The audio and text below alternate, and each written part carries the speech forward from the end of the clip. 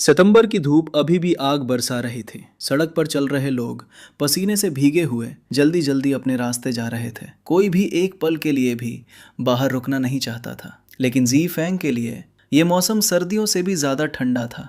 चलो ब्रेकअप कर लेते हैं। तुमने अभी क्या कहा? जी फैंग ने कांपती आवाज में पूछा। मैंने कहा मैं तुमसे ब्रेकअप करना चाहती हूँ, लड़की ने ठंडी आवाज में कहा। और आज के बाद मुझे हुई हुई मत बुलाना। मेरा नाम हु शुए हुई है। क्यों? जी फैंग का चेहरा सफेद पड़ गया। हुई हुई? ऐसा क्यों? उसका दिल दर्द से मरोड़ खाने लगा। 2 महीने पहले ही तो दोनों ने हमेशा साथ रहने की कस्में खाई थी, लेकिन गर्मियों की छुट्टियों के बाद अचानक ब्रेकअप। वो इसे कैसे मान लेता? जी फैंग सामने खड़ी उस खूबसूरत लड़की को खाली नजरों से देखता रहा। दिल जैसे टूट चुका था। दोनों मंगशी काउंटी नंबर 2 हाई स्कूल में पढ़ते थे, एक ही क्लास में। जी फैंग शांत स्वभाव का लड़का था, ज्यादा बातें नहीं करता था। घर की हालत खराब थी, पढ़ाई भी बस औसत से नीचे थी। दूसरी तरफ हु शुए हुई खूबसूरत, चंचल और क्लास की वाइस मॉनिटर थी। लड़के उसके पीछे घूमते थे, कुछ तो उसके लिए लड़ भी चुके थे, लेकिन आखिर में उसी शांत जी फैंग ने उसका दिल जीत लिया था। दोनों एक ही डेस्क पर बैठते थे। धीरे धीरे प्यार हुआ और उन्होंने चुपके से रिश्ता शुरू कर दिया। पर जी फैंग ने कभी नहीं सोचा था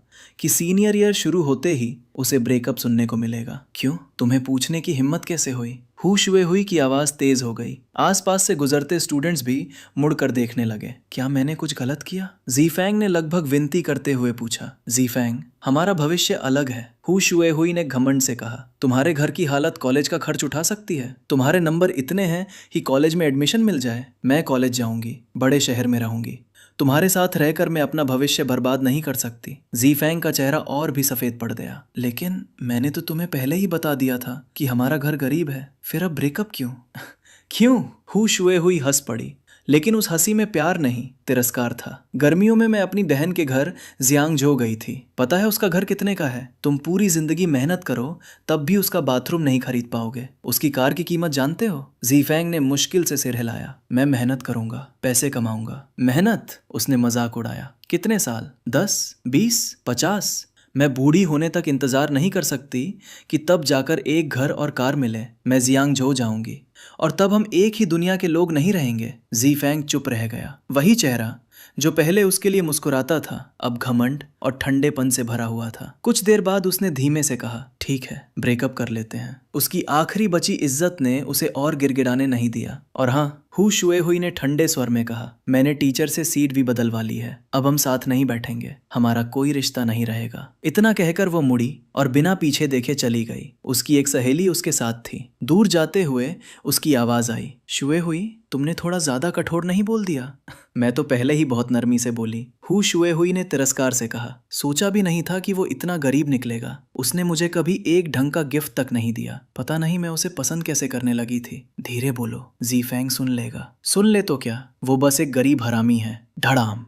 ये शब्द सुनते ही जी फैंग को लगा जैसे आसमान उसके ऊपर गिर पड़ा हो। उसकी मुट्ठियां कस गईं, माथे की नसें उभर आईं, सांस भारी हो गई। हरामी, नाजायज, ये शब्द उसके बचपन से उसका पीछा करते आए थे, क्योंकि सच में जी फैंग एक नाजायज औलाद था। इसी वजह से उसकी माँ को घर से निकाल दिया गया था। अगर कुछ अच्छे लोगों ने मदद ना की होती तो शायद वो दोनों सड़क पर भूखे मर जाते। बचपन में दूसरे बच्चे उसे इन्हीं नामों से चिढ़ाते थे। यही उसकी सबसे बड़ी शर्म बन गया था। और आज जिस लड़की से वो सबसे ज्यादा प्यार करता था, वही उसी बात का मजाक उड़ा रही थी। जी फैंग ने सूनी हंसी हंसी। हाँ, मैं बस एक हरामी ही हूँ। वो टूटे दिल के साथ सड़क पर चलता रहा। सितंबर की तपती गर्मी में भी उसे सब कुछ बर्फ जैसा ठंडा लग रहा था। तभी पास की दुकान के टीवी से खबर चल रही थी। ताज़ा खबर, वैज्ञानिकों ने सौर मंडल से 1 अरब प्रकाश वर्ष दूर स्थित क्रैब नेबुला में एक शक्तिशाली गामा रे फ्लेयर देखा है। टीवी पर खबर चल रही थी, लेकिन किसी को नहीं पता था कि अंतरिक्ष से आती वही अदृश्य किरण पृथ्वी की ओर बढ़ रही है। जी फैंग टूटे हुए दिल के साथ सड़क पर भटकता रहा। अचानक आसमान की रोशनी जैसे हल्की सी चमकी। एक अदृश्य किरण सीधे उसके सिर से टकराई और अगले ही पल जी फैंग बेहोश होकर जमीन पर गिर पड़ा। सफेद अस्पताल के कमरे में तेज दवाइयों की बदबू फैली हुई थी। जी फेंग बेड पर बेहोश पड़ा था, लेकिन उसके दिमाग के अंदर लगातार अजीब आवाजें गूंज रही थी। Bio current stimulation activated, fusion opportunity searching, brain nerve connection complete, host brain fusion successful, database initiating, ding, body strengthening programme activated. पता नहीं कितना समय बीत गया। धीरे धीरे जी फेंग की आंखें खुली। सबसे पहले उसे आंसुओं से भरा एक चेहरा दिखाई दिया। माँ, उसके मुंह से अपने आप निकला। अगले ही पल वो अचानक उठकर बैठ गया और हैरानी से चारों तरफ देखने लगा। माँ, ये अस्पताल है, मैं यहाँ कैसे आया? उसके बेड के पास बैठी थी उसकी माँ श्याओ सुमी। फेंग, तुम आखिर जाग गए। उनकी आंखों में खुशी और राहत साफ दिखाई दे रही थी। उन्होंने जल्दी से अपने आंसू पोंछे और उसका हाथ पकड़ लिया। फेंग, अब कैसा लग रहा है? तबीयत ठीक है ना? जी फेंग ने हल्का सा सिर हिलाया, लेकिन उसके चेहरे पर उलझन साफ थी। माँ, आखिर हुआ क्या था? श्याओ सुमी ने आंसू पोंछते हुए कहा। तुम स्कूल के पहले ही दिन क्लास छोड़कर चले गए थे, फिर सड़क पर धूप की वजह से बेहोश होकर गिर पड़े। अगर कोई अच्छा इंसान तुम्हें यहाँ नहीं लाता तो शायद मैं तुम्हें हमेशा के लिए खो देती। क्लास छोड़ना। ये सुनते ही जी फेंग का चेहरा पीला पड़ गया। उसे सब याद आने लगा। वो स्कूल इसलिए छोड़कर गया था क्योंकि वो अब उस जगह पर रह ही नहीं सकता था। उसे डर था कि हु शुएवे फिर से उसे इललेजिटिमेट चाइल्ड कहेगी। ब्रेकअप का दर्द, बेइज्जती, ताने, सब कुछ मिलकर उसे अंदर से तोड़ चुका था। वो बस टूटे हुए दिल के साथ स्कूल छोड़कर चला गया था। अपने बेटे का चेहरा अचानक उतरता देखकर श्याओ सुमी घबरा गई। फेंग, क्या हुआ? कहीं तबीयत खराब तो नहीं? माँ, मैं ठीक हूँ। जी फेंग ने तुरंत अपनी माँ को रोक लिया क्योंकि वो डॉक्टर बुलाने जा रही थी। अपनी माँ की आंखों में चिंता देखकर उसके दिल में दर्द उठा। उसकी आवाज पछतावे से भर गई। माँ, ये सब मेरी गलती है। मैंने आपको बहुत परेशान किया। मैं वादा करता हूँ अब कभी क्लास छोड़कर नहीं जाऊंगा। अच्छे से पढ़ाई करूंगा और आपको दोबारा कभी चिंता नहीं दूंगा। अच्छा अच्छा। श्याओ सुमी खुशी से रो पड़ी। मुझे पता था मेरा फेंगर सबसे समझदार बेटा है। समझदार?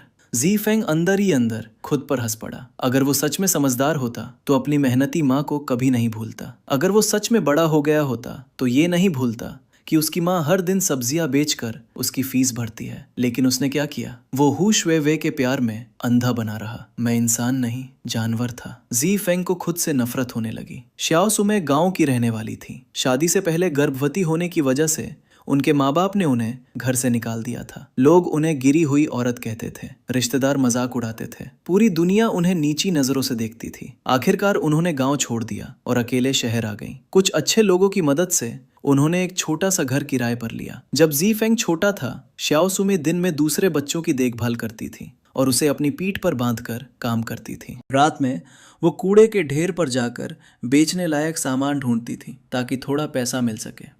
कई साल संघर्ष करने के बाद उन्होंने एक छोटी सब्जी वाली गाड़ी खरीदी और सब्जियां बेचनी शुरू की। कमाई बहुत कम थी, लेकिन किसी तरह माँ बेटे की जिंदगी चल रही थी। जी फेंग बचपन से समझदार था। स्कूल के बाद वो बाजार जाकर अपनी माँ की मदद करता था। लेकिन हु शुहुई से रिश्ता शुरू होने के बाद सब बदल गया। उसने बहाने बनाने शुरू कर दिए। पढ़ाई बहुत ज़्यादा है। धीरे धीरे उसने बाजार जाना बंद कर दिया। उसका सारा समय सिर्फ हु शुहुई के साथ गुजरने लगा। अब ये सब सोचकर उसके दिल में तेज दर्द उठ रहा था। मैं इतना अंधा कैसे हो गया? मैंने अपनी मेहनत करने वाली माँ को अकेला छोड़ दिया और उस घमंडी लड़की के पीछे भागता रहा। उसकी आंखें भर आईं। उसने अपनी माँ की तरफ देखा और गंभीर आवाज में कहा, माँ, मुझे माफ कर दो। अब से मैं आपको कभी दुख नहीं दूंगा। मैं आपको अच्छी जिंदगी दूंगा। जिन लोगों ने आपका मजाक उड़ाया वही लोग एक दिन आपकी तारीफ करेंगे। मैं आपको गर्व महसूस करवाऊंगा कि मैं आपका बेटा हूँ। उसी पल जी फेंग सच में बदल चुका था, जैसे वो दोबारा जन्म ले चुका हो। उसकी जिंदगी का पहला असली वादा अपनी माँ के लिए जीना।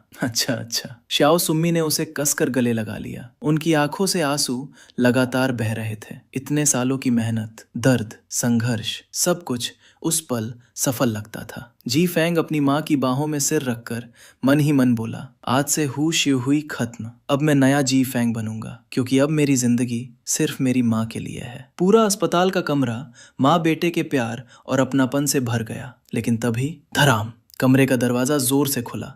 दोनों ने मुड़कर देखा। एक मोटी नर्स अंदर आई, जिसके चेहरे पर साफ घमंड और तिरस्कार था। उसने ठंडी आवाज में कहा, शाओ सुमे, तुम्हारे अस्पताल में रहने के 3 दिन पूरे होने वाले हैं। 20 मिनट बाद कमरा खाली करना होगा। अगर रुकना है तो पैसे भरो, नहीं तो तुरंत निकलो। शाओ सुम्मी तुरंत खड़ी हो गई। नर्स, मेरा बेटा अभी अभी होश में आया है, उसकी हालत अभी भी कमजोर है। क्या हमें थोड़ा समय और मिल सकता है? हम 1 घंटे में चले जाएंगे। नर्स ने घमंड से मुंह बनाया। ये कोई गांव का छोटा क्लिनिक नहीं है, और समय चाहिए तो पैसे भरो। पैसे नहीं है तो यहाँ रहने का नाटक मत करो। शाओ सुम्मी का चेहरा गुस्से और बेइज्जती से लाल हो गया, लेकिन वो कुछ बोल नहीं पाई। उन्होंने अपने बेटे की हालत देखी और दांत भींच कर कहा, मैं पैसे दूंगी। माँ? जी फेंग अचानक बेड से नीचे उतर गया। उसकी आंखें ठंडी हो चुकी थीं। उसने नर्स को घूरते हुए पूछा, हमारे कमरे का समय खत्म होने में अभी 20 मिनट बाकी हैं, सही? हाँ तो? नर्स ने तिरस्कार से कहा, क्या कर लोगे? जी फेंग अचानक हंसा, लेकिन उसकी हंसी बेहद ठंडी थी। बहुत अच्छा, अगर 20 मिनट बाकी हैं तो इसका मतलब अगले 20 मिनट तक ये कमरा हमारा है, सही? नर्स चिढ़कर बोली, तुम कहना क्या चाहते हो? मेरे पास तुम गरीब लोगों से बहस करने का समय नहीं है। निकलना है तो जल्दी निकलो, बाहर निकल जाओ। जी फेंग ने उसकी बात बीच में ही काट दी। नर्स एक पल के लिए रुक गई। क्या कहा तुमने? जी फेंग ने एक एक शब्द पर जोर देते हुए कहा, मैंने कहा अभी के अभी बाहर निकल जाओ। जब तक समय खत्म नहीं होता इस कमरे पर हमारा हक है, और मैं तुम्हें कह रहा हूँ बाहर जाओ। यू? नर्स गुस्से से कांपने लगी, लेकिन वो जवाब नहीं दे पाई, क्योंकि जी फेंग सही था। आखिरकार वो दांत पीसते हुए बोली, ठीक है, 20 मिनट बाद अगर तुम लोग बाहर नहीं निकले तो मैं सिक्योरिटी बुलाकर बाहर निकलवा दूंगी। इतना कहकर वो गुस्से में बाहर चली गई।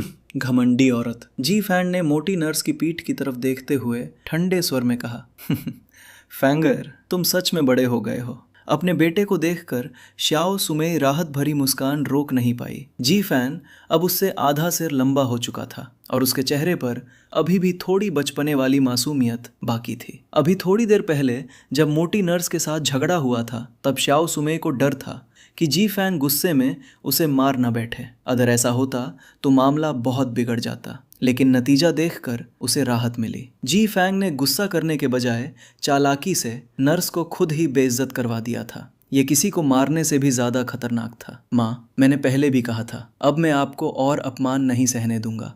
कोई भी अब आपको नीची नजर से नहीं देखेगा। जी फैन ने दृढ़ आवाज में कहा, माँ को तुम पर भरोसा है। शाओ सुमे ने राहत से सिर हिलाया। अचानक जी फैंग को नर्स की बात याद आई। माँ, क्या मैं सच में 3 दिन तक बेहोश था? ये सुनते ही शाओ सुमे घबरा गई। फैंगर, अब तुम्हारी तबीयत कैसी है? कहीं कुछ तकलीफ तो नहीं? जी फैंग के दिल में गर्माहट दौड़ गई। उसने अपनी माँ को देखा। वो सिर्फ 40 साल की थी, लेकिन चेहरे पर वक्त की मार साफ दिखाई दे रही थी। उसे अचानक दिल में दर्द महसूस हुआ।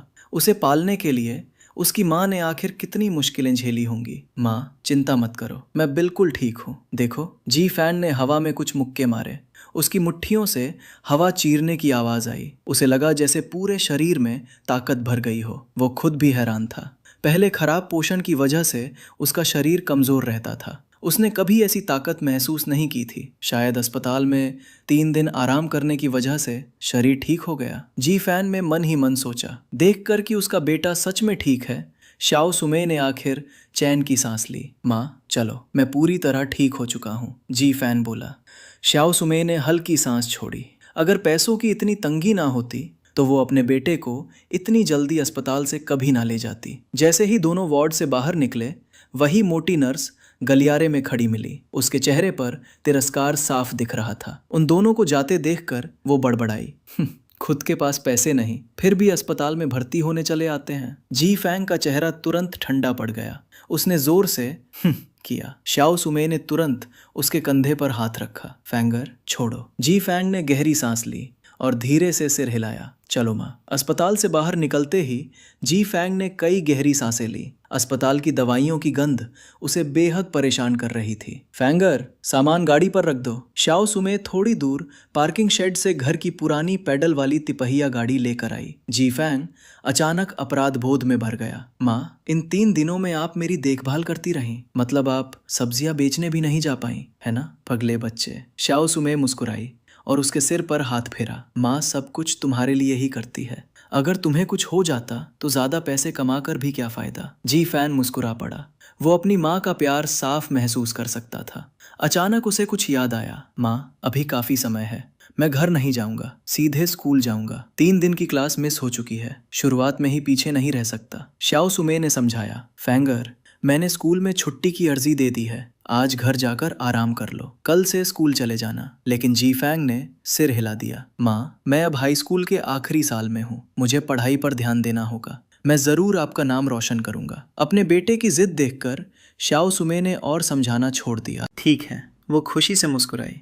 आज शाम तुम्हारे लिए अच्छा खाना बनाऊंगी। जी फैंग मुस्कुराया और स्कूल की तरफ निकल गया। अपने बेटे को जाते हुए देखकर श्याओ सुमेई के चेहरे की मुस्कान धीरे धीरे चिंता में बदल गई। मेरा बेटा कॉलेज जाने वाला है, लेकिन फीस, उसने दांत भींच लिए। चाहे मुझे सब कुछ बेचना पड़े, मैं अपने फैंगर को कॉलेज जरूर भेजूंगी। मंगाशी काउंटी नंबर 2 हाई स्कूल के गेट में दोबारा कदम रखते ही जी फैंग को लगा जैसे उसका नया जन्म हुआ हो। 3 दिन पहले इसी स्कूल के मैदान में हु शुए हुई ने उससे वो निर्दयी बातें कही थी। सब कुछ बीत चुका है, जी फैंग ने खुद से कहा। जी फैंग, तुम अकेले नहीं हो, अपनी माँ के लिए मेहनत करो।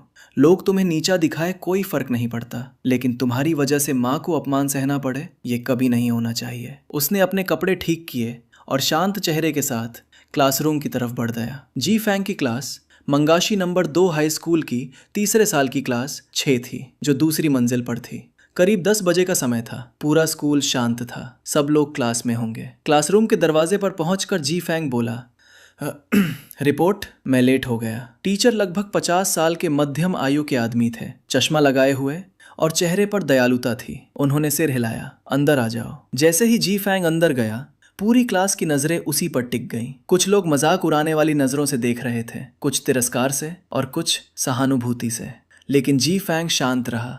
वो जाकर अपनी सीट पर बैठ गया। उसके दाईं तरफ पहले हु शुए हुई बैठती थी, लेकिन अब वहां एक लड़का बैठा था। उसका नाम था झांग लेई। पहले साल से ही वो जी फैंग का क्लासमेट था और सच कहें तो उसका इकलौता दोस्त भी। जी फैंग चाहे जितनी मेहनत करे, उसके नंबर हमेशा औसत ही आते थे। लेकिन झांग लेई अलग था।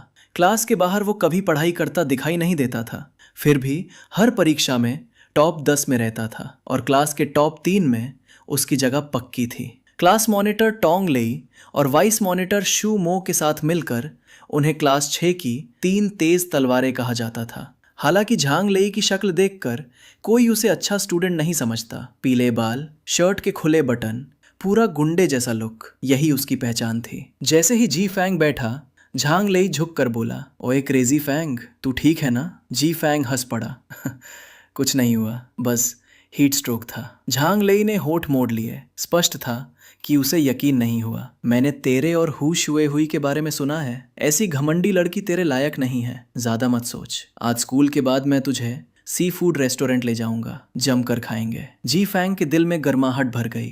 पूरी क्लास में झांग लेई ही एक ऐसा दोस्त था जो सच में उसकी चिंता करता था। तभी टीचर ने पढ़ाना शुरू किया। जी फैंग ने किताबें निकाली और 3 दिन का छूटा हुआ काम पूरा करने लगा। सिर्फ 3 दिन ही तो मिस हुए थे, इसलिए ज्यादा काम नहीं था। क्लास खत्म होने तक उसने सब पढ़ लिया। ट्रिंग, घंटी बज गई। झांग लेई मुस्कुराते हुए बोला, ओए क्रेजी फैंग, तू सच में ठीक है? अभी फिजिक्स की क्लास थी, लेकिन तू इंग्लिश पढ़ रहा था। जी फैंग ने उसे घूरा। क्या सब लोग तेरी तरह जीनियस होते हैं? 3 दिन की क्लास मिस हुई है, अगर अब नहीं पढ़ूंगा तो कॉलेज कैसे जाऊंगा? और मुझे क्रेजी फैंग कहना बंद कर। झांग लेई हंस पड़ा, लेकिन तू सच में पागल है। दोनों हंसने लगे। झांग लेई के साथ मजाक करते हुए जी फैंग आखिर थोड़ा रिलैक्स हो गया। वो समझता था कि झांग लेई अपने तरीके से उसे दिलासा दे रहा था। मुस्कुराते हुए उसने किताबें वापस निकालनी चाहिए। उसे 2 सवाल समझ नहीं आए थे, इसलिए वो झांग लेई से पूछना चाहता था। लेकिन अचानक जी फैंग जम गया। उसे एहसास हुआ कि जैसे ही उसने उन सवालों के बारे में सोचा,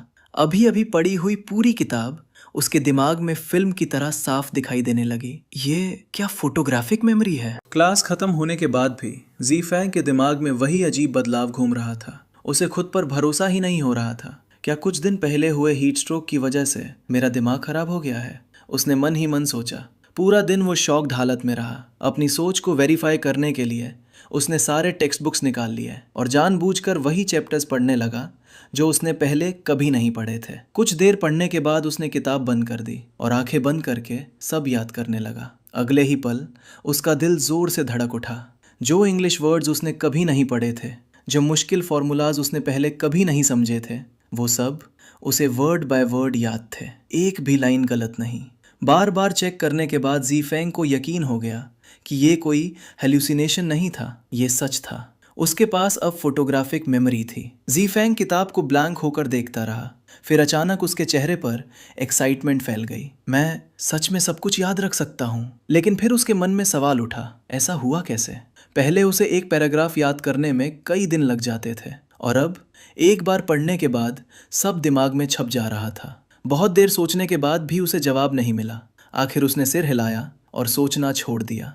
लेकिन अंदर से वो खुशी से पागल हो रहा था। अब वो पीछे छूटे हुए सारे लेसन्स कवर कर सकता था। अब उसके लिए एक अच्छी यूनिवर्सिटी में जाना पॉसिबल था और सिर्फ इतना ही नहीं, ये एबिलिटी उसकी पूरी जिंदगी बदल सकती थी। ये सोचकर उसका चेहरा एक्साइटमेंट से लाल हो गया। तभी उसके बगल में बैठा उसका दोस्त झांग लेई है उसे घूरते हुए बोला, ओए पागल, आज तू इतना अजीब बिहेव क्यों कर रहा है? कहीं सच में दिमाग तो नहीं खराब हो गया? ज़ीफेंग ने उसे घूरा, भाग यहाँ से। झांग लेई हंस पड़ा।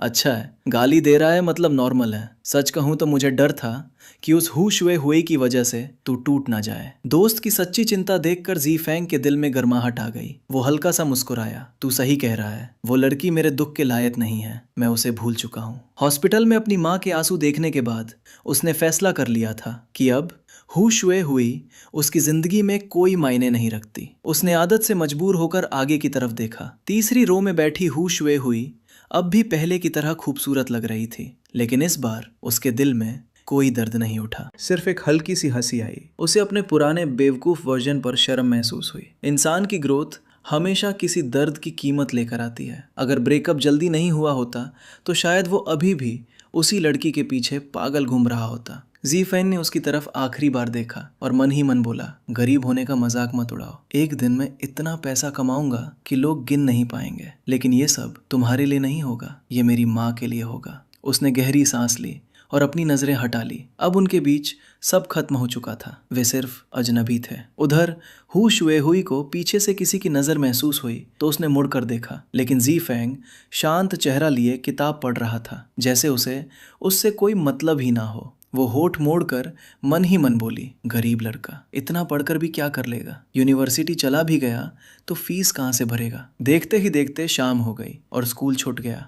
पहला दिन होने की वजह से आज इवनिंग सेल्फ स्टडी नहीं थी। झांग लेई ने उसे सी फूड रेस्टोरेंट चलने को कहा, लेकिन ज़ीफेंग ने मना कर दिया। उसके लिए दोस्त की चिंता ही सबसे बड़ा गिफ्ट थी। झांग लेई उसका स्वभाव जानता था, इसलिए उसने ज्यादा फोर्स नहीं किया। दोनों अलग हुए और ज़ीफेंग जॉगिंग करते हुए घर की तरफ निकल पड़ा। घर पहुंचते ही किचन से सब्जियों की खुशबू आ रही थी। माँ, मैं आ गया। किचन से उसकी माँ श्याओ सुमी ने झांक कर देखा और मुस्कुरा दी। फेंग, ऊपर जाओ, बस एक डिश और बनानी है। ज़ीफेंग मदद करना चाहता था, लेकिन छोटा सा क्राउडेड किचन देखकर सिर्फ मुस्कुरा दिया। वे लोग मांगशी काउंटी के पुराने इलाके में रहते थे। चारों तरफ छोटे छोटे किराए के मकान थे, जहां गरीब मजदूर, सब्जी बेचने वाले और स्क्रैप कलेक्टर्स रहते थे। उनका कमरा तीसरी मंजिल पर था। पहले वो एक बड़ा कमरा था, लेकिन बड़ा होने के बाद लैंडलॉर्ड ने बीच में पार्टीशन लगवा दिया था। बाहर वाला हिस्सा लिविंग रूम था, जो रात को ज़ीफेंग का बेडरूम बन जाता था। डाइनिंग टेबल ही उसका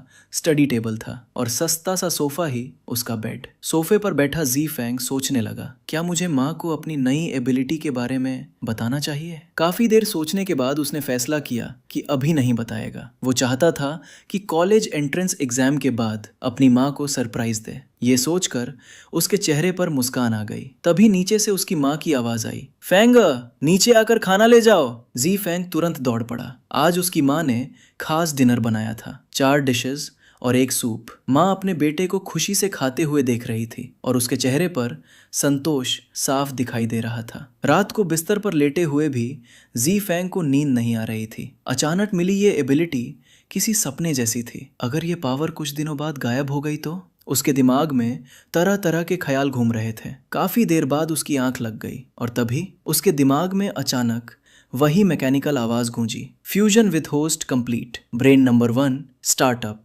वो घबराकर तुरंत उठ बैठा, लेकिन अगले ही पल उसके चेहरे का रंग उड़ गया। उसके सामने जो था वो किसी सपने से भी ज्यादा अजीब था। चारों तरफ सिर्फ सफेद धुंध थी, ऊपर आसमान भी धुंधला और केओटिक दिखाई दे रहा था। न जमीन साफ दिख रही थी, ना कोई दीवार, ना कोई इंसान, बस अनंत सफेद खाली जगह। जी फेंग हक्के बक्के रह गया। ये कहाँ हूं मैं? उसने डरते हुए बुदबुदाया, फिर खुद ही बोला, क्या मैं सपना देख रहा हूँ? उसी पल अचानक वही ठंडी मैकेनिकल आवाज फिर गूंजी, मास्टर आप सपना नहीं देख रहे। जी फेंग डर के मारे उछल पड़ा। कौन है? वो तेजी से पीछे मुड़ा, लेकिन वहां कोई नहीं था। उसका दिल जोर जोर से धड़कने लगा। अगर हिम्मत है तो सामने आ। अगले ही पल उसके सामने की सफेद धुंध अचानक घूमने लगी। धीरे धीरे सारी धुंध एक जगह इकट्ठा हुई और फिर एक मुट्ठी जितना सफेद लाइट क्लस्टर बन गया। उस रोशनी पर एक छोटे बच्चे जैसा चेहरा बना हुआ था और तभी वही इलेक्ट्रॉनिक आवाज फिर आई, मास्टर आपसे मिलकर खुशी हुई। जी फेंग की आंखें फटी की फटी रह गईं।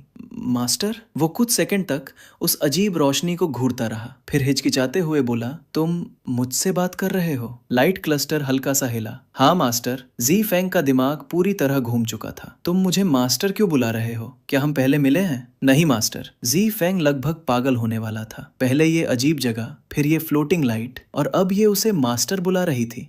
उसने सिर पकड़ लिया। तुम आखिर हो कौन? लाइट क्लस्टर ने जवाब दिया, मास्टर मैं ब्रेन नंबर 1 हूँ, गामा गैलेक्सी के level 13 civilization nation gamma empire से। जी फेंग कुछ सेकंड तक ब्लैंक रहा, फिर हंस पड़ा। अब तो पक्का मेरा दिमाग खराब हो गया है। उसने कभी गामा गैलेक्सी का नाम तक नहीं सुना था। लेवल 13 सिविलाइजेशन, गामा एम्पायर, ये सब तो सिर्फ साईफाई नॉवेल्स में होता है। लेकिन लाइट क्लस्टर पूरी सीरियसनेस से बोला, गामा गैलेक्सी पृथ्वी से लगभग 1 बिलियन लाइट ईयर्स दूर है। जी फेंग ने हार मानते हुए सिर हिलाया। ठीक है भाई, गामा गैलेक्सी। उसे लगा वो सपना देख रहा है, इसलिए उसने साथ देना शुरू कर दिया। तभी ब्रेन नंबर 1 ने पूछा, मास्टर आप ट्रेनिंग कब शुरू करना चाहेंगे? ट्रेनिंग? जी फेंग चौंका। किस चीज की ट्रेनिंग? Secret agent training. क्या? जी फेंग वहीं बैठ गया और अपने बाल पकड़ लिए। ये आखिर हो क्या रहा है? ब्रेन नंबर 1 तुरंत बोला, क्या मास्टर मुझसे पूछ रहे हैं? जी फेंग पूरी तरह हार चुका था। हाँ, अगर बता सकते हो तो बताओ। तब ब्रेन नंबर 1 ने पूरी कहानी बतानी शुरू की। करीब 300 साल पहले गामा गैलेक्सी में कई शक्तिशाली सिविलाइजेशंस थीं। सबके पास एडवांस टेक्नोलॉजी थी और वे लोग इंटरस्टेलर एरा में पहुंच चुके थे। लेकिन टेक्नोलॉजी इंसानों के लालच को खत्म नहीं कर सकी। हर नेशन दूसरे को जीतना चाहता था। फिर शुरू हुआ भयानक युद्ध। इसी युद्ध के दौरान गामा एम्पायर ने सुपर एजेंट्स तैयार करने के लिए एक आर्टिफिशियल इंटेलिजेंस बनाया, ब्रेन नंबर 1। इसका काम था इंसानों को अल्टीमेट सीक्रेट एजेंट्स बनाना। लेकिन युद्ध इतना भयानक हो गया कि पूरी गैलेक्सी तबाह हो गई।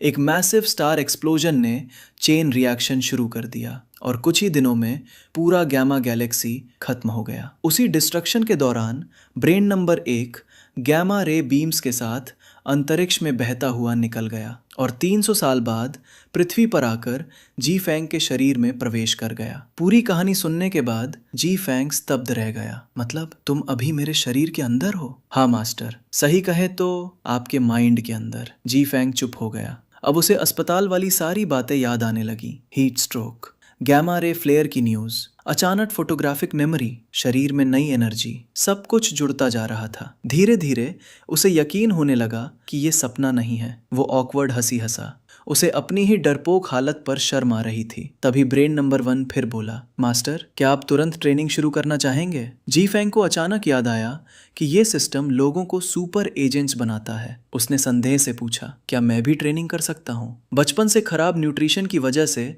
उसका शरीर बहुत कमजोर था। सीक्रेट एजेंट बनना उसके लिए मजाक जैसा लगता था। लेकिन ब्रेन नंबर 1 बोला, मास्टर ट्रेनिंग कर सकते हैं। हालांकि आपका शरीर अभी मिनिमम ट्रेनिंग स्टैंडर्ड तक नहीं पहुंचा है, लेकिन हेल्थ जिम्नास्टिक्स सीखने के बाद फॉर्मल ट्रेनिंग शुरू की जा सकती है। जी फेंग ने पूछा, और ट्रेनिंग से पहले? आप languages, disguise skills, etiquette, weapons handling और कई स्पेशल स्किल्स सीख सकते हैं। अब जी फेंग की क्यूरियोसिटी बढ़ गई। तुमने मिनिमम ट्रेनिंग स्टैंडर्ड कहा था, वो क्या है? ब्रेन नंबर 1 बोला, मानव शरीर को कुल 13 लेवल्स में बांटा गया है। लेवल 3 से फॉर्मल सीक्रेट एजेंट ट्रेनिंग शुरू होती है। जी फैंग ने सिर हिलाया। तो मेरी करंट लेवल क्या है? ब्रेन नंबर 1 कुछ सेकंड चुप रहा, फिर बोला, अगर मास्टर की बॉडी स्ट्रेंथ 3 गुना और बढ़ जाए तब आप मुश्किल से लेवल 1 तक पहुंचेंगे। जी फैंग, एक छोटी सी बात, ब्रेन एक सुपर एजेंट ट्रेनिंग सिस्टम है, लेकिन इसका मतलब ये नहीं कि आगे चलकर जी फैंग सिर्फ सीक्रेट एजेंट ही बनेगा। गलत मत समझना। और अगर आपको ये कहानी पसंद आ रही हो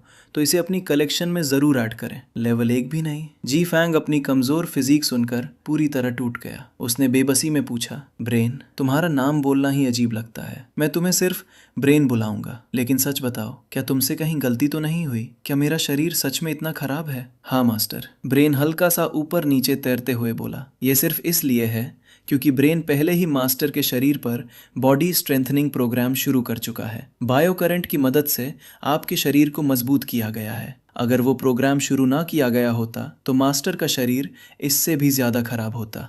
जी फैंग, उसे इतनी शर्म महसूस हुई कि क्या कहे। मतलब शरीर मजबूत करने के बाद भी उसकी हालत ऐसी थी तो पहले वो कितना कमज़ोर रहा होगा। हालांकि जी फैंग अभी तक ये नहीं समझ पाया था कि ब्रेन का स्ट्रेंथनिंग इफेक्ट कितना डरावना था और गामा गैलेक्सी के लेवल 13 फिजिक का असली मतलब क्या होता है। लेकिन आने वाले ट्रेनिंग में वो सब धीरे धीरे समझने वाला था। ठीक है, इस बारे में बात नहीं करते। जी फैंग ने जल्दी से टॉपिक बदल दिया। उसे डर था कि थोड़ी देर और बात हुई तो ब्रेन उसे सीधा अपाहिज घोषित कर देगा। तो बताओ, मैं अपनी फिजिक कैसे इंप्रूव कर सकता हूँ? हेल्थ जिम्नास्टिक्स के जरिए। ब्रेन ने तुरंत जवाब दिया। क्या मास्टर अभी ट्रेनिंग शुरू करना चाहते हैं? Health gymnastics? जी फैंग के दिमाग में तुरंत स्कूल वाली मॉर्निंग एक्सरसाइज आ गई। उसने कैजुअली सिर हिलाया। ठीक है, ट्राई कर लेते हैं। जी मास्टर। अचानक उसके सामने का पूरा सीन बदल गया। सफेद स्पेस के बीच एक वर्चुअल ह्यूमन फैंटम प्रकट हुआ। ब्रेन की आवाज गूंजी, मास्टर, कृपया फैंटम को फॉलो करते हुए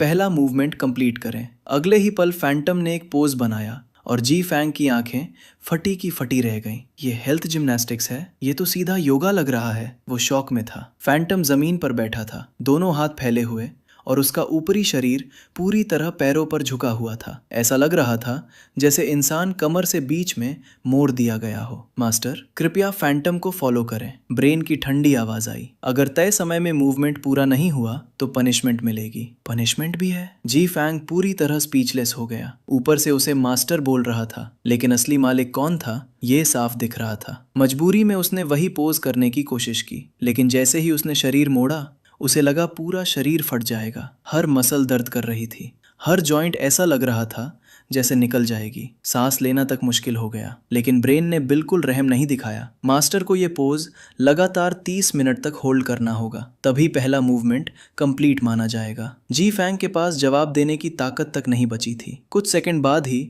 उसके शरीर में ऐसा दर्द शुरू हुआ जैसे हजारों चींटियां उसे काट रही हों। वो पागल होने वाला था। आखिरकार वो सहन नहीं कर पाया। जैसे ही उठने की कोशिश की, Z Z Z Z T T T, उसकी पीठ पर अचानक इलेक्ट्रिक करंट दौड़ गया। जी फैंग का पूरा शरीर कांप उठा। इतना भयानक दर्द हुआ कि वो लगभग चीख पड़ा, लेकिन बिजली के डर से उसने दांत भींच लिए। ब्रेन की आवाज फिर सुनाई दी। इंटरस्टेलर एरा का एक योग्य सुपर एजेंट बनने के लिए सबसे पहले शक्तिशाली फिजिक जरूरी है, ताकि किसी भी खतरनाक एनवायरनमेंट में सर्वाइवल संभव हो। ये हेल्थ जिम्नास्टिक्स मास्टर की फिजिक इंप्रूव करेगी। अगर सभी मूवमेंट्स परफेक्टली मास्टर कर लिए जाएं तो लेवल 13 फिजिक तक पहुंचना संभव है। उस समय साधारण एनर्जी लेजर गन्स भी मास्टर को नुकसान नहीं पहुंचा पाएंगी। जी फैंग के पास जवाब देने की ताकत नहीं थी। वो बस दर्द सहता रहा। धीरे धीरे 10 मिनट बाद उसके शरीर का दर्द कम होने लगा, बॉडी नंब होने लगी, और फिर अचानक उसे हल्का सा आराम महसूस होने लगा। जी फैंग ने राहत की सांस ली। उसे लगा आखिरकार दर्द खत्म हो रहा है, लेकिन अगले ही पल Z Z Z Z T T T, फिर से इलेक्ट्रिक शॉक।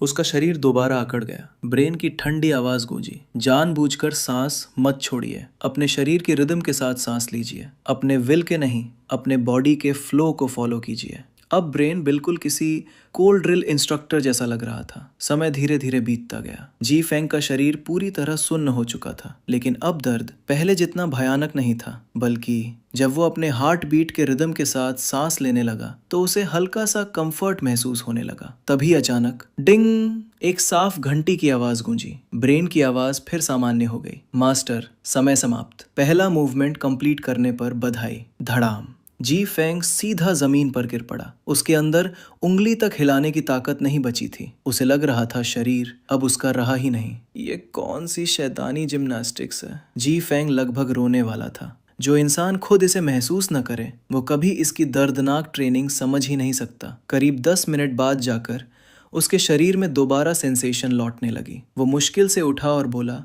ब्रेन, क्या अब मुझे रोज यही अजीब जिम्नास्टिक्स करनी पड़ेगी? अगर मास्टर सुपर एजेंट की शक्ति चाहते हैं तो ट्रेनिंग पूरी करनी होगी। बेशक मास्टर चाहे तो सिर्फ नॉलेज सीख सकते हैं, लेकिन तब बहुत सी चीजें सीखना असंभव हो जाएगा, क्योंकि ये हेल्थ जिम्नास्टिक्स सिर्फ फिजिक नहीं, ब्रेन भी डेवलप करती है। अगर इसे नहीं सीखेंगे तो आपकी ग्रोथ सीमित रह जाएगी। जी फेंग कुछ पल चुप रहा। फिर उसने पूछा, अगर मैं ट्रेनिंग जारी रखूं तो इसे मास्टर करने में कितना समय लगेगा? ब्रेन बोला, अर्थ के समय अनुसार अधिकतम 1 वर्ष। 1 साल में मास्टर पूरा super agent training course complete कर सकते हैं। जी फेंग अचानक सोच में पड़ गया। उसे अपनी मेहनती माँ याद आई। उन रिश्तेदारों की बातें याद आईं जो उसे नाजायज कहकर उसकी माँ का मजाक उड़ाते थे। अगर वो सच में मजबूत बन गया तो वो अपनी माँ को दुनिया की सारी खुशियां दे सकता था। यही सोचकर उसकी आंखों में दृढ़ता आ गई। उसने जोर से कहा, मैं सीखूंगा। जी मास्टर। ब्रेन फिर बोला, मास्टर, अर्थ टाइम के अनुसार अभी सुबह के 6 बज चुके हैं। अब उठने का समय है। जी फेंग चौंक गया। मैं यहाँ से बाहर कैसे जाऊं और वापस कैसे आऊं? ब्रेन ने जवाब दिया, मास्टर को सिर्फ अपने माइंड को कॉन्सेंट्रेट करके ब्रेन से कम्युनिकेट करना होगा। जी फेंग ने धीरे से सिर हिलाया, तो ऐसा है। तभी ब्रेन को कुछ याद आया। ओ हाँ मास्टर, अभी जो मूवमेंट आपने किया उसका शरीर पर बहुत बड़ा प्रभाव पड़ा है, और ब्रेन पहले ही बायो करंट से आपके शरीर को स्टिमुलेट कर चुका है। इसलिए बाहर जाने के बाद मास्टर को अपने शरीर में कुछ चेंजेस महसूस हो सकते हैं। जी फेंग ने कैजुअली सिर हिलाया। उसे लगा बस शरीर में दर्द होगा, कोई बड़ी बात नहीं। उसने अपनी पूरी चेतना केंद्रित की। अचानक उसकी आंखों के सामने अंधेरा छा गया, और अगले ही पल जब उसने आंखें खोली तो उसके सामने अपने घर की छत थी। बिस्तर पर लेटा हुआ जी फेंग बार बार शाम वाला दृश्य याद कर रहा था। उसके दिल में एक्साइटमेंट रुक ही नहीं रही थी। हो सकता है आगे की ट्रेनिंग आज से भी ज्यादा मुश्किल हो, लेकिन जी फेंग जानता था कि चाहे कुछ भी हो जाए वो दांत भींच कर सब सह लेगा, क्योंकि उसके पास ना कोई बैकग्राउंड था, ना पैसा, ना कोई सहारा। अगर उसे अपनी माँ को दूसरों से बेहतर जिंदगी देनी थी तो उसे स्मार्ट ब्रेन की ट्रेनिंग स्वीकार करनी ही होगी। स्मार्ट ब्रेन पहले ही साफ बता चुका था कि अगर उसने ट्रेनिंग पूरी कर ली तो वो भविष्य के इंटरस्टेलर सुपर एजेंट के स्तर तक पहुंच सकता है। ऐसा इंसान जो आम एनर्जी लेजर पिस्टल से भी नहीं डरता। जी फेंग ने कभी लेजर पिस्टल नहीं देखा था, लेकिन वो समझ सकता था कि वो आज के पिस्टल या सब मशीन गन से कहीं ज़्यादा खतरनाक होगी। लेकिन सबसे ज़्यादा एक्साइटमेंट उसे सुपर एजेंट की स्किल्स को लेकर थी। हर तरह की भाषाएं सीखना, परफेक्ट डिस्गाइज, हर सिचुएशन में काम रहना, एटिकेट, वेपन्स,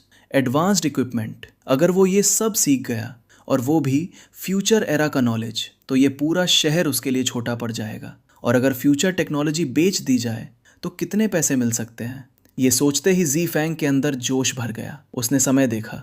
सुबह के 6:20 हो चुके थे। वो तुरंत उठकर कपड़े पहनने लगा। स्कूल के नियम के अनुसार सुबह 7 बजे से 7:40 तक मॉर्निंग रीडिंग होती थी। अगर कोई लेट हो जाए तो टीचर बुरी तरह डांटते थे। पहले जी फेंग को इसकी ज़्यादा परवाह नहीं होती थी, क्योंकि वो मेहनत तो करता था, लेकिन नंबर फिर भी नहीं आते थे। लेकिन अब सब बदल चुका था। अब उसके पास फोटोग्राफिक मेमोरी जैसी एबिलिटी थी। अगर अब भी उसने समय बर्बाद किया तो वो खुद को कभी माफ नहीं करेगा। उसे फिर अपनी माँ याद आई। वो दृश्य जब अस्पताल में उसकी माँ उस मोटी नर्स से विनती कर रही थी, सिर्फ इसलिए कि उसके बेटे को थोड़ा और समय मिल जाए। ये सोचते ही जी फेंग का दिल दर्द से भर गया। खरक। जल्दी में कपड़े पहनते समय उसने गलती से अपनी शर्ट का बटन तोड़ दिया। जी फेंग कुछ पल तक अपने हाथ को घूरता रहा। इतनी ताकत? उसे अचानक एहसास हुआ। उसने हवा में मुक्के मारे। फटाक फटाक, हवा चीरने जैसी आवाज आई। उसे लगा जैसे पूरे शरीर में ताकत भर गई हो। क्या ये वही बदलाव है जिसके बारे में स्मार्ट ब्रेन ने कहा था? अब उसे समझ आया कि स्मार्ट ब्रेन उसे पहले बॉडी एडेप्टेशन क्यों करवाना चाहता था। उसका शरीर अचानक बहुत ज़्यादा मजबूत हो चुका था और वो अभी तक उसे परफेक्टली कंट्रोल नहीं कर पा रहा था। जी फैंग हल्का सा मुस्कुराया। उसने टूटा हुआ बटन मेज पर रखा, माँ के कमरे की तरफ देखा, स्कूल बैग उठाया और बाहर निकल गया। उसे अपने फटे कपड़ों की कोई परवाह नहीं थी। उसकी माँ हमेशा कहती थी, कपड़े नए हों या पुराने, महंगे हों या सस्ते, बस इंसान साफ और सीधा होना चाहिए। जी फैंग ने ये बात हमेशा दिल में रखी थी। उसका घर स्कूल से ज़्यादा दूर नहीं था। पैदल जाने में लगभग आधा घंटा लगता था। लेट होने के डर से वो दौड़ते हुए स्कूल जाने लगा, लेकिन शुरुआत में वो अपने शरीर को कंट्रोल नहीं कर पा रहा था। उसकी चाल ऐसी लग रही थी जैसे कोई नशे में दौड़ रहा हो। कुछ देर बाद वो धीरे धीरे नए शरीर के साथ एडजस्ट होने लगा। जब तक वो स्कूल पहुंचा, उसकी चाल पूरी तरह नॉर्मल हो चुकी थी, लेकिन वो फिर भी लेट हो गया। जैसे ही वो स्कूल गेट में घुसा, मॉर्निंग रीडिंग की घंटी बज चुकी थी। वो तुरंत क्लासरूम की तरफ भागा। क्लास में पहुंचकर उसने देखा हेड टीचर अभी तक नहीं आए थे। जी फैंग ने राहत की सांस ली। बच गया। वो अपनी सीट की तरफ बढ़ा, लेकिन अचानक उसे महसूस हुआ कि कोई उसे देख रहा है। उसने तुरंत सिर घुमाया और तभी उसकी नज़र पड़ी क्लास 6 की मॉनिटर, पूरे स्कूल की मशहूर स्कूल ब्यूटी टोंग लेई। वो अपनी खूबसूरत आंखों से उसे घूर रही थी। चेहरे पर हल्की नाराजगी साफ थी। जी फैंग के दिल में झटका लगा। उसे याद आया, अगर सुबह टीचर मौजूद ना हो तो डिसिप्लिन संभालने की जिम्मेदारी टोंग लेई की होती थी। लेट आने वालों के नाम लिखना और बाद में टीचर को बताना। मतलब उसने जी फैंग को लेट आते हुए देख लिया था। जी फैंग अंदर ही अंदर परेशान हो गया। अपनी सीट पर बैठते हुए उसने मन ही मन प्रार्थना की कि बस टीचर पेरेंट्स को बुलाने की बात ना करें। तभी बगल से आवाज़ आई, ओए क्रेजी फैंग, आज लेट कैसे हो गया? पीले बालों वाला झांग लई हंस रहा था। देखा, हमारी खूबसूरत मॉनिटर लगातार तुझे देख रही थी। कहीं उसे तुझ पर क्रश तो नहीं हो गया? जी फैंग ने उसे घूरा। तेरे मुंह से कभी अच्छी बात नहीं निकलती। वो कौन है और मैं कौन? जल्दी पढ़ाई कर। सौभाग्य से पूरी क्लास मॉर्निंग रीडिंग में व्यस्त थी। चारों तरफ किताबें पढ़ने की आवाज़ गूंज रही थी, वरना अगर किसी ने उनकी बात सुन ली होती तो पूरी क्लास उनका मजाक उड़ाती। आखिर टोंग लेई पूरे स्कूल के लड़कों की ड्रीम गर्ल थी। झांग लेई ने होठ मोड़े। तो क्या हुआ अगर तू गरीब है? गरीब इंसान इंसान नहीं होता क्या? मैं बता रहा हूँ क्रेजी फैंग, थोड़ा कॉन्फिडेंस रखना सीख। जी फैंग हल्का सा मुस्कुराया। उसने सिर झुकाकर पढ़ना शुरू कर दिया, लेकिन अंदर ही अंदर सोच रहा था, कॉन्फिडेंस? आज मुझसे ज़्यादा कॉन्फिडेंट शायद कोई नहीं। लेकिन होश हुए हुई वाली घटना के बाद उसने अपने दिल को बंद कर लिया था। अब वो आसानी से किसी लड़की के बारे में सोचने को तैयार नहीं था, और वैसे भी उसके और टोंग लेई के बीच की दूरी बहुत बड़ी थी। पूरे स्कूल को पता था टोंग लेई सिर्फ खूबसूरत ही नहीं बल्कि ब्रिलियंट स्टूडेंट भी थी, और सबसे बड़ी बात, उसका बैकग्राउंड बेहद पावरफुल था। वो मंगाशी काउंटी के सबसे बड़े नेता की बेटी थी। उसके पिता टोंग काइडे मंगाशी काउंटी के पार्टी सेक्रेटरी थे। ऐसी लड़की और जी फैंग जैसा गरीब लड़का, दोनों बिल्कुल अलग दुनिया के लोग थे। इसलिए जी फैंग ने झांग लेई की बात को मजाक समझकर नज़रअंदाज कर दिया। इस समय उसके दिमाग में सिर्फ दो बातें थीं, 3 दिन का छूटा हुआ सिलेबस जल्दी पूरा करना, और अगर टीचर ने डांटा तो क्या जवाब देना है। लेकिन जी फैंग ये नहीं जानता था कि उसकी और झांग लेई की सारी बातें पास बैठा कोई और भी सुन चुका था। ट्रिंग! घंटी बजते ही 40 मिनट की मॉर्निंग स्टडी खत्म हो गई। धड़ाम! झांग लेई ने अपना इंग्लिश का टेक्स्ट बुक डेस्क पर फेंक दिया और सिर हिलाते हुए बोला, समझ नहीं आता ये बेकार की बर्ड लैंग्वेज हमें रोज क्यों पढ़नी पड़ती है? मैं कोई विदेश जाने वाला हूँ क्या? अगर हर कोई ये बर्ड लैंग्वेज सीख गया तो ट्रांसलेटर्स भूखे मर जाएंगे। जी फैंग ये बातें उससे पहले भी कई बार सुन चुका था। वो बस हंसते हुए बोला, ऐसे नहीं कहते, एक एक्स्ट्रा लैंग्वेज सीखना कभी बुरी बात नहीं होती। झांग लेई ने होठ टेढ़े किए। फॉरेन लैंग्वेज सीखकर क्या करना है? ट्रांसलेटर बनना है? या उन नकली फॉरेनर जैसा बनना है जो हर बात में 2 इंग्लिश वर्ड्स घुसेड़ते रहते हैं? डैडी और मॉमी बोलने से अच्छा बाप और माँ बोलना है। हम हुआक्शिया के लोग हैं तो हुआक्शिया लोगों जैसा बिहेव करना चाहिए। जी फैंग बस दे सका। उसे आदत पड़ चुकी थी झांग लेई की इंग्लिश हेटेड की। जब फ्यूचर में तेरे पास बोलने की ताकत होगी तब सिस्टम बदल देना। जी फैंग हंसा। लेकिन अभी इंग्लिश पढ़ना पड़ेगा, वरना कॉलेज भी नहीं मिलेगा। हाई स्कूल के आखिरी साल में हर स्टूडेंट का फोकस बस कॉलेज एंट्रेंस एग्जाम पर था। जी फैंग ने भी सुना था कि कई यूनिवर्सिटीज़ में इंग्लिश स्कोर बहुत ज़रूरी होता है। भले टोटल मार्क्स अच्छे हों, लेकिन अगर इंग्लिश वीक हो तो एडमिशन नहीं मिलता। जी फेंग आगे बढ़ना चाहता था, इसलिए चाहे उसे इंग्लिश पसंद हो या नहीं, उसे मेहनत करनी ही थी। ये सुनते ही झांगलेई का चेहरा उतर गया।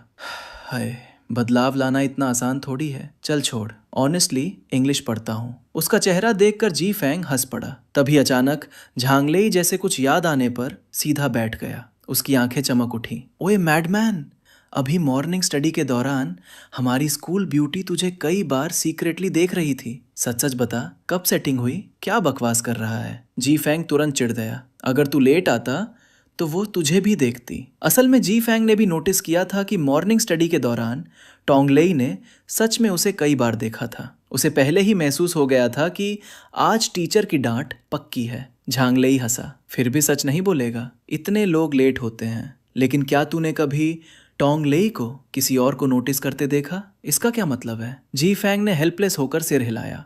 शायद इसलिए क्योंकि सबको पता है कि मुझे हु शुए ने डंप कर दिया। हो सकता है उसे बस क्यूरियोसिटी हो। झांगलेई ने तुरंत सिर हिलाया। ये भी पॉसिबल है। जी फेंग ने आंखें घुमाई। तू बहुत डायरेक्ट है। झांगलेई सीधा बैठ गया। यही तो मेरी सबसे बड़ी स्ट्रेंथ है। दोनों हंस पड़े। फिर झांगलेई अचानक सीरियस होकर बोला, लेकिन सच में अच्छा लगा देखकर कि तू हु शुए वाली बात से बाहर आ गया। जी फेंग हल्का मुस्कुराया। हाँ, अब सब पुरानी बात है। झांगलेई फिर मुस्कुराया। तो फिर दूसरी स्प्रिंग के बारे में सोच। जी फेंग चौंका।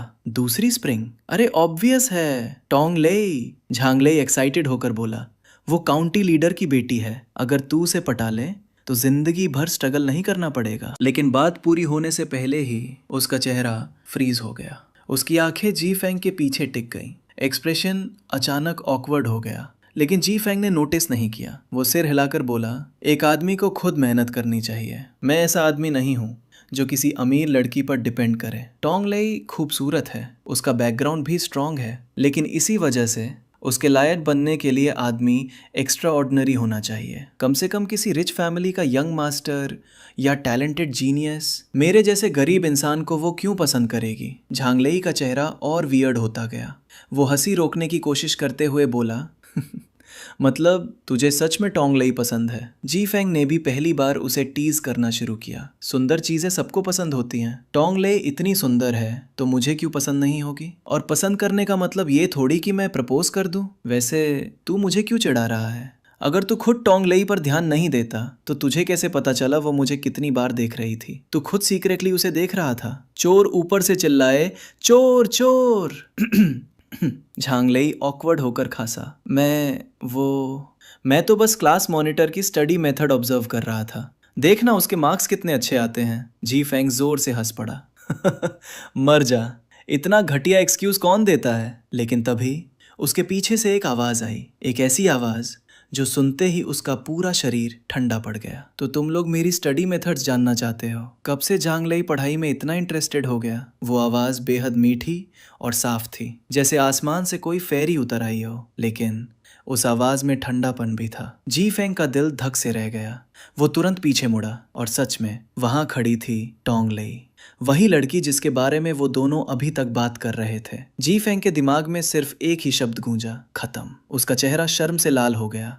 किसी के पीछे उसकी बातें करना और उसी इंसान का सब सुन लेना, ये पहली बार हुआ था। जी फेंग तुरंत खड़ा हो गया। Class monitor Tong, I am sorry, हमारी गलती थी। हमें आपके बारे में पीछे बात नहीं करनी चाहिए थी। प्लीज हमें माफ कर दीजिए। लेकिन टोंगलेई का खूबसूरत चेहरा इस समय पूरी तरह ठंडा था। उसने जी फेंग की बात जैसे सुनी ही नहीं। वो दोनों को घूरते हुए बोली, तुम दोनों बाहर आओ। इतना कहकर वो मुड़ी और क्लासरूम से बाहर चली गई।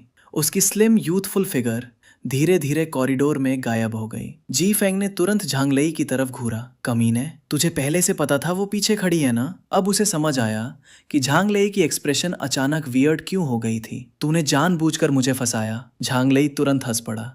अरे अनग्रेटफुल मत बन, मैं तुझे फंसा नहीं रहा था, अपॉर्चुनिटी क्रिएट कर रहा था।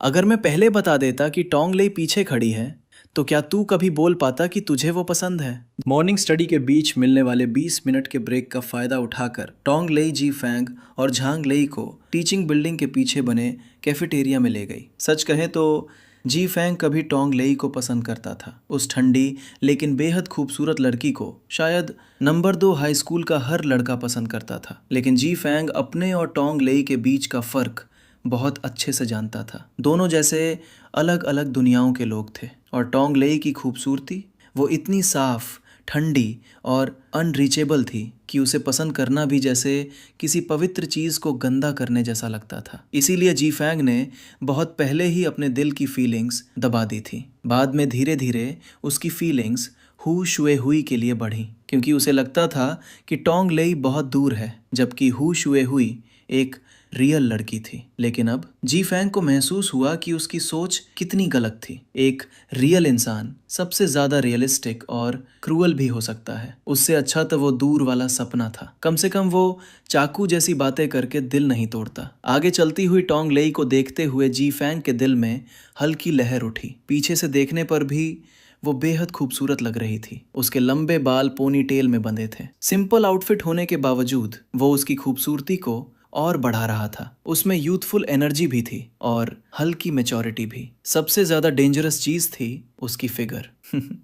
कैसी लगी हमारी स्कूल ब्यूटी? अचानक झांग लेई जी फैंग के पास झुककर धीरे से हंसा। प्रिटी है ना? जी फैंग तुरंत चौंक गया। असल में वो अभी थोड़ी देर पहले सीक्रेटली टोंग लेई की लेग्स देख रहा था, लेकिन बाहर से उसने नॉर्मल बनने की कोशिश की। तू कभी सीरियस नहीं हो सकता क्या? जी फैंग इरिटेटेड होकर बोला, लेकिन अंदर से उसे गिल्ट फील हो रहा था। अभी अभी उसका ब्रेकअप हुआ था और अब वो दूसरी लड़की को देख रहा था। ऊपर से वो लड़की टोंग लेई थी। उसे लगा जैसे वो किसी बहुत पवित्र चीज के बारे में गलत सोच रहा हो। लेकिन जी फैंग खुद नहीं समझ पाया कि ऐसा क्यों हो रहा था। एक कारण था उसकी उम्र। 18 से 19 साल की उम्र में किसी खूबसूरत लड़की को देखकर अट्रैक्शन होना नॉर्मल था। दूसरा कारण, वो अब सच में हु शुए हुई के दर्द से बाहर निकल चुका था।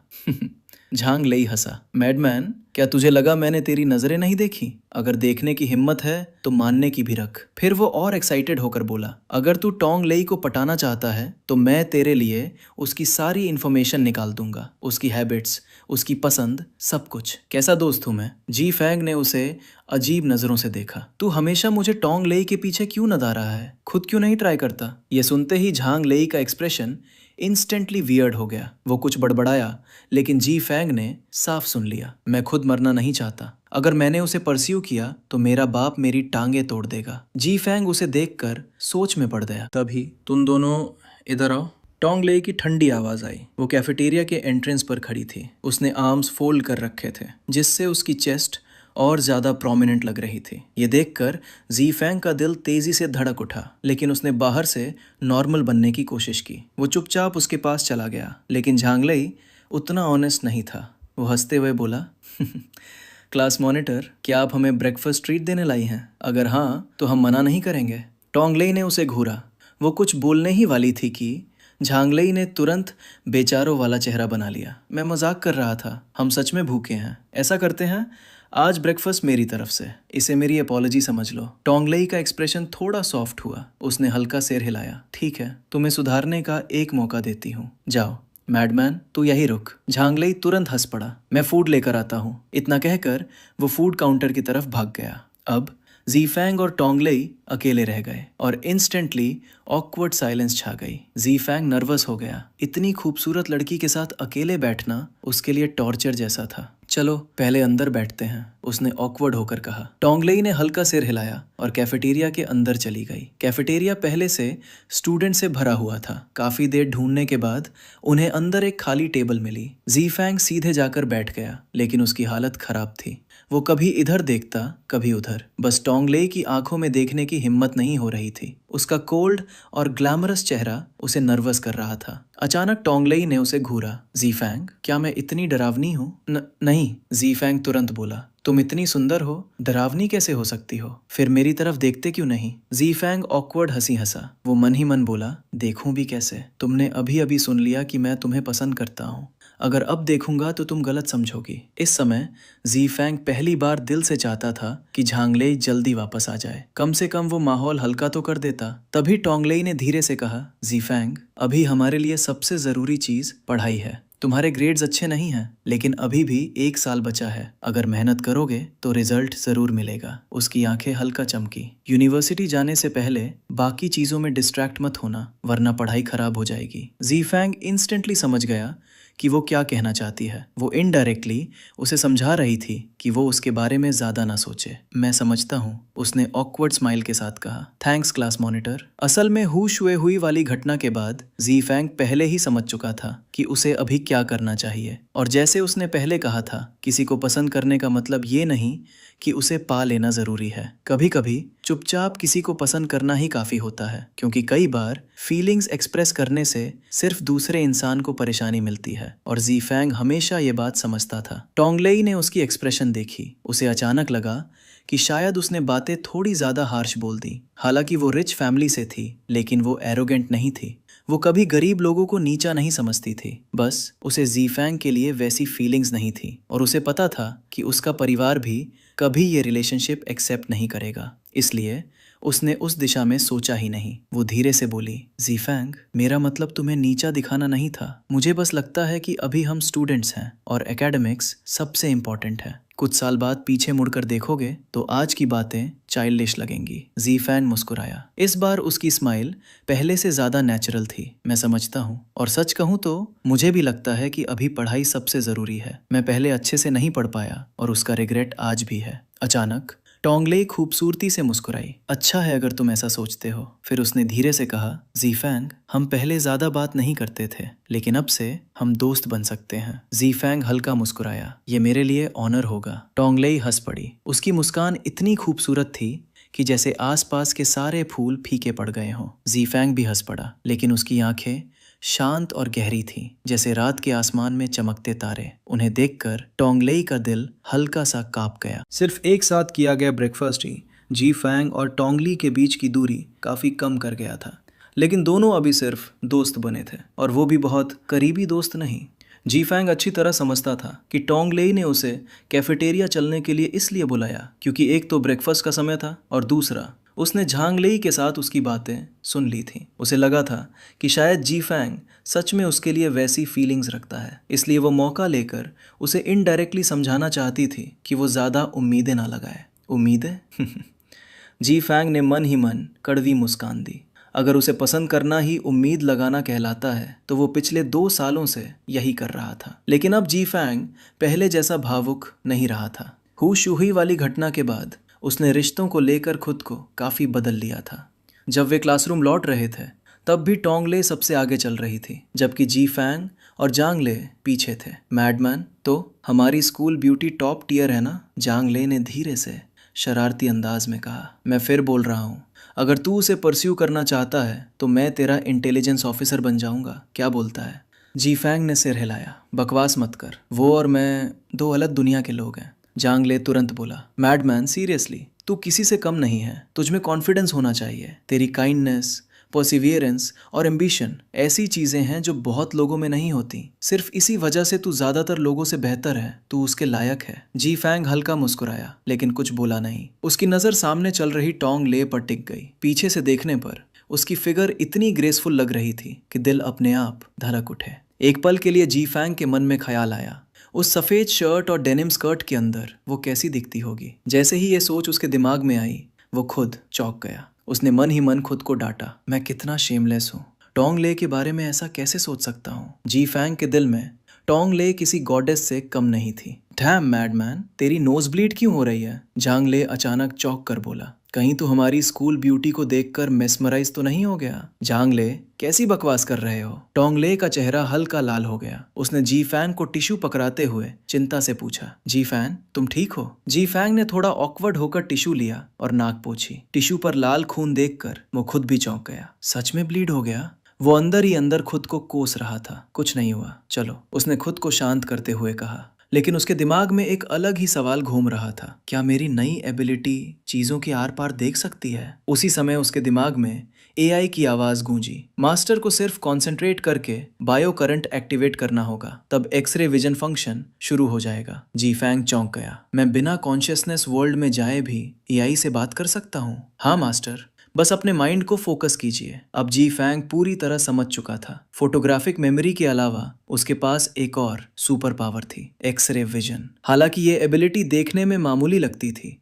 लेकिन जी फैंग जानता था कि अगर किसी शक्ति को सही तरीके से इस्तेमाल किया जाए तो वो चमत्कार कर सकती है। लेकिन अगर इतनी बड़ी शक्ति सिर्फ पीपिंग के लिए इस्तेमाल हो तो ये उस शक्ति का अपमान होगा। आज के बाद जब तक बहुत जरूरी ना हो, मैं एक्सरे विजन कैजुअली इस्तेमाल नहीं करूंगा। उसने मन ही मन फैसला किया। उसे पता था कि अगर ऐसी चीज आदत बन गई तो इंसान का दिमाग धीरे धीरे अंधेरा और विकृत हो जाता है। अगर भविष्य में मैं उसके लायक बन पाया और अगर टोंग ले भी मुझे पसंद करने लगी, तब मैं उसे परस्यू करूंगा। अभी मैं बस एक गरीब लड़का हूं जिसके पास कुछ नहीं। देख कर कि जी फैंग ठीक है, टोंग ले ने राहत की सांस ली और तीनों क्लासरूम की ओर बढ़ गए। लेकिन उन्हें नहीं पता था, ऊपर स्कूल बिल्डिंग की एक खिड़की से दो जहरीली निगाहें लगातार जी फैंग को घूर रही थीं। वो नजरें एक लंबे हैंडसम स्टूडेंट की थीं। उसकी लुक्स ऐसी थीं कि कई लड़कियां उस पर फिदा हो जाएं। लेकिन इस समय उसकी आंखों में सिर्फ जहर भरा हुआ था। जी फैंग, टोंग ली वो लड़की है जिस पर मेरी नजर है। ये हैंडसम स्टूडेंट और कोई नहीं,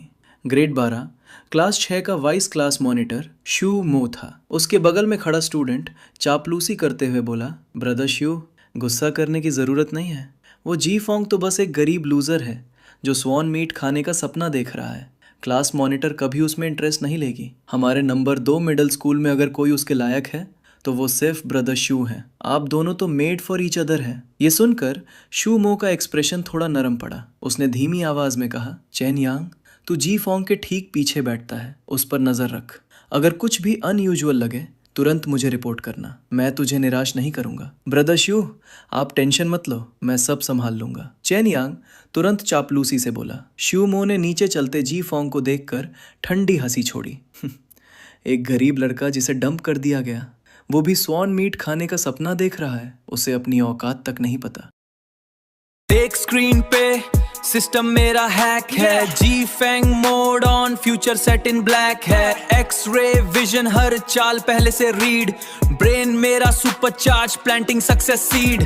टोंग लेई साथ में, पावर मेरी डबल। झैंग लेई बैक पे, no more tension no trouble. Underground king ये है अपना empire. Elite student game on fire, game on fire.